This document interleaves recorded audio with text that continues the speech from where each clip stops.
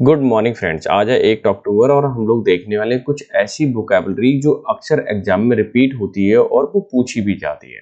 साथ ही साथ देखेंगे कुछ पीवाईक्यू है और वो सिनोनिम्स हैं, उनको हम डिस्कस करेंगे जो कि एमटीएस 2023 में आए हुए हैं। और जिन जिन का पेपर है उनके लिए बेस्ट ऑफ लक। भाई तैयारी आपने बहुत बेहतर की होगी। आई होप सो कि आपका सिलेक्शन भी इस बार हो जाए। लेकिन कहते हैं ना कि सिलेक्शन के लिए ना हमें कुछ चीज़ें रेगुलर वे में करनी पड़ती हैं, ठीक है, और वो है द हिंदू का पढ़ना। तो आज हम एडिटोरियल जो लिया हुआ है वो है रेगुलेशन रोल। ये अभी नोबेल प्राइज मिला हुआ है बायो में, ठीक है।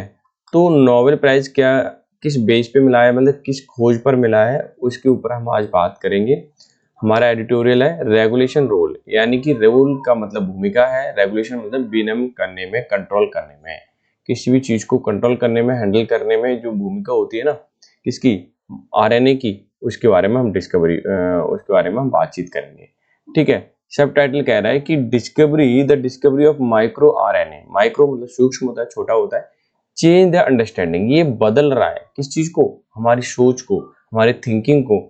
जो जीन रेगुलेशन को लेकर के जो हमारी सोच है वो माइक्रो आरएनए उस चीज को, उस थिंकिंग को क्या कर रहा है, बदल रहा है, जो इसकी डिस्कवरी हुई है।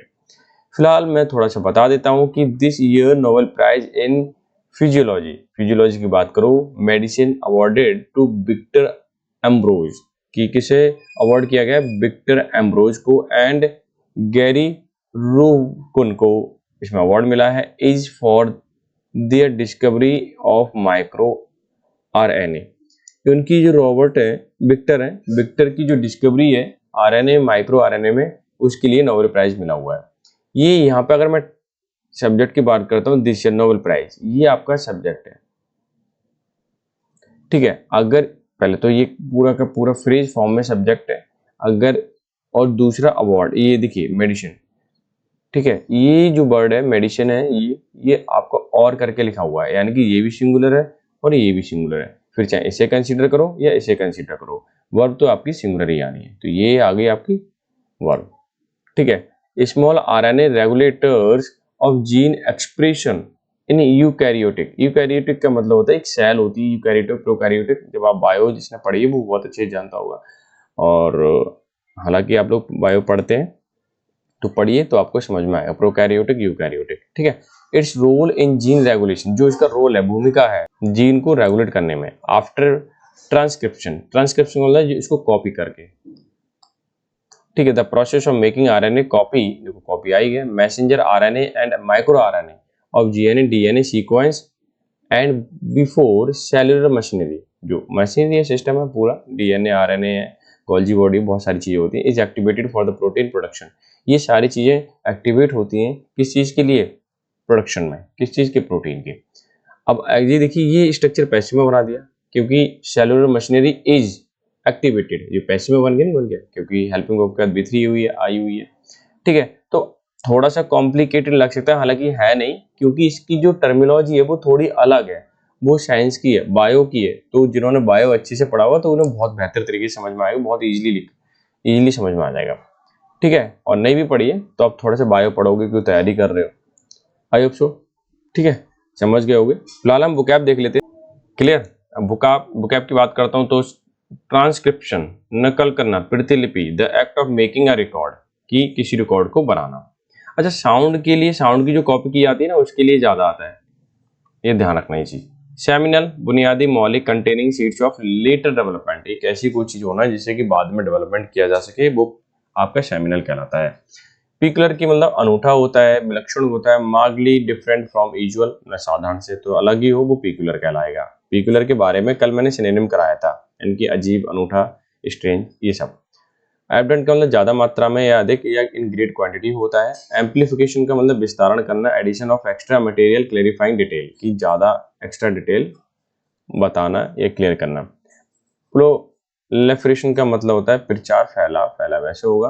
Growth by the rapid multiplication of parts, की तेजी से मल्टीप्लाई कर रहे हैं, आगे बढ़ना।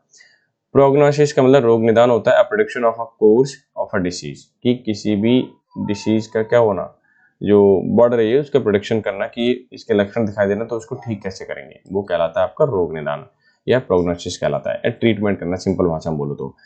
पर्टर्ब का मतलब घबराना, व्याकुल होना through in great confusion and disorder. Confusion he confusion है, डिसऑर्डर है, ठीक है, उसको बोलते हैं पर्टर्ब यानी डिस्टर्ब।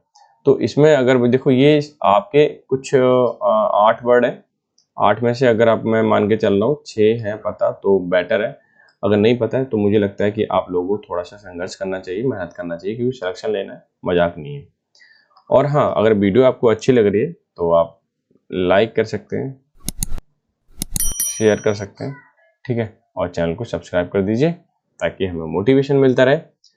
पहला वर्ड सिनोनिम्स ही है, PYQ के हैं, ठीक है। CGL MTS 2023 में आया हुआ है, मैं लिख देता हूँ MTS 2023, और इन्हीं में से मैं कम्युनिटी में डालता हूँ ये क्वेश्चन, तो उसे भी टैकल जरूर किया करो, आप शेयर कर दिया करो, ठीक है ना।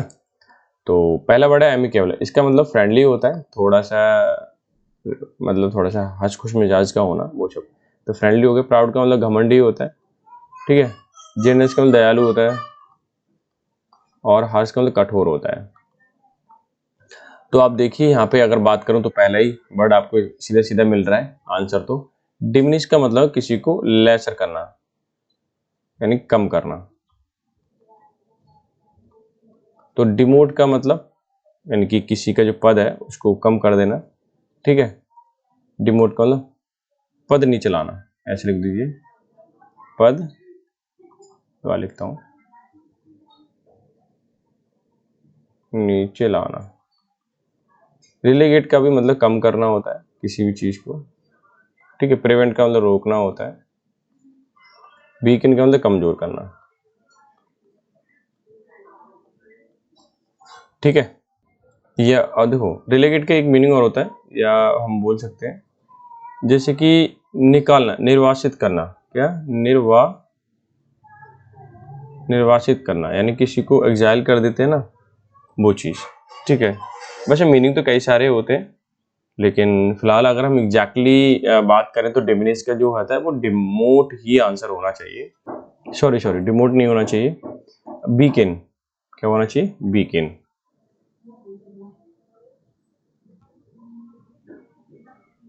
नेक्स्ट वर्ड है इंसिस्ट। इंसिस्ट का मतलब था आग्रह करना, ठीक है। मैं दोबारा लिख देता हूं, आग्रह करना, ठीक है। परसिस्ट का मतलब होता है लगातार। रिसिस्ट का मतलब विरोध होता है। हिस्ट का मतलब चोरी होता है। Robbery at a gun point ऐसे बोल सकते हो। असिस्ट का मतलब हेल्प होता है। तो आप देखिए इंसिस्ट और यहाँ पे परसिस्ट दोनों ऑलमोस्ट लगभग सेम है, तो इसका आंसर परसिस्ट हो जाएगा। और एलिगेंट का मतलब भव्य होता है, ठीक है। तो माइटी पावरफुल होता है।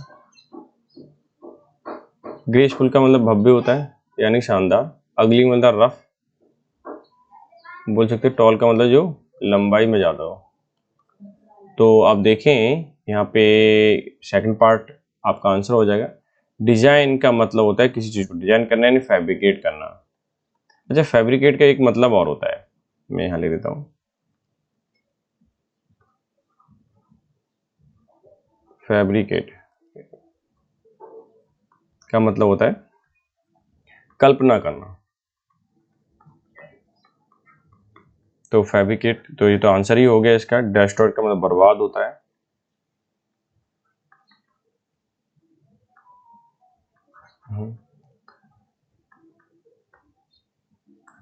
ठीक है, और ठीक है, क्या हो रहा है, बर्बाद, ठीक है।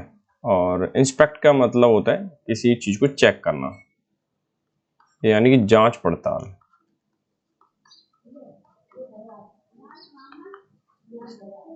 और कॉपी तो कॉपी होता ही है, पता ही है, नकल करना। तो फर्स्ट पार्ट आपका आंसर हो जाएगा। तो ये कुछ क्वेश्चन थे, आई होप सो आपने इसे अच्छे से किए होंगे और समझ में भी आए होंगे। और एक कम्युनिटी में क्वेश्चन डालने वाला हूँ, तो आपसे जरूर टैकल कीजिए। तो मिलते हैं नेक्स्ट सेशन में, तब तक के लिए bye bye, take care, have a good day.